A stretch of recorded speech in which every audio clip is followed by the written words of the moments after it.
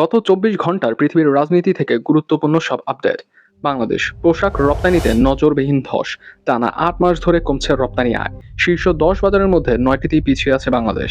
কারণ ট্রাম্পের পাল্টা শুল্ক এবং ইরান যুক্তরাষ্ট্র সামরিক সংঘাতের অর্থনৈতিক প্রভাব পড়েছে।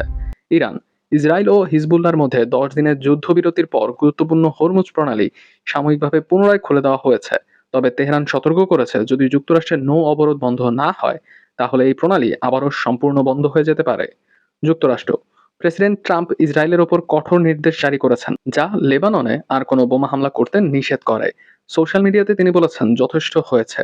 এছাড়া তিনি ইরানের সমৃদ্ধি ইউরেনিয়াম নিরাপদে আমেরিকায় ফিরিয়ে আনতে সহযোগিতার পরিকল্পনা ঘোষণা করেছেন। বিশ্ববাজার, হরমুজ প্রণালী খুলে দেওয়ার পর জ্বালানি তেলের দাম প্রায় ১০% কমেছে। ব্র্যান্ড ক্রুড ব্যারেল প্রতি $৯০ এবং WTI $৮৩.৮৫ নেমেছে। এর প্রভাবে শেয়ার বাজারে বড় উত্থান ঘটেছে। রাশিয়া ইউক্রেন, রাতভর হামলায় ইউক্রেনে ওডেসা বন্দর এবং উত্তরাঞ্চলের বিদ্যুৎ সরবরাহ ক্ষতিগ্রস্ত হয়েছে, যার ফলে প্রায় ৩,৮০,০০০ মানুষ বিদ্যুৎহীন হয়ে পড়েছেন। দক্ষিণ রাশিয়ার ক্রুসেনাদের এলাকায় একটি তেল স্থাপনায় আগুন লেগেছে।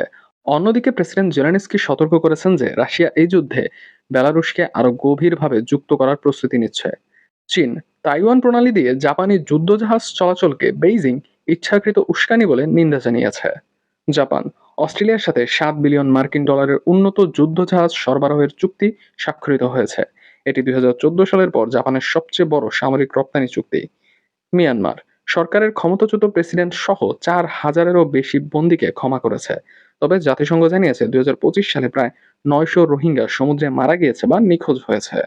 ক্যামারুন, পোপ লিও চতুর্দশ আফ্রিকা সফরে ডুয়ালায় ১,২০,০০০ মানুষের বিশাল সমাবেশ বক্তব্য দিয়েছেন। তিনি যুব সমাজকে দুর্নীতি এবং সহিংসতা ছেড়ে সাধারণ মানুষের কল্যাণে কাজ করার আহ্বান জানিয়েছেন।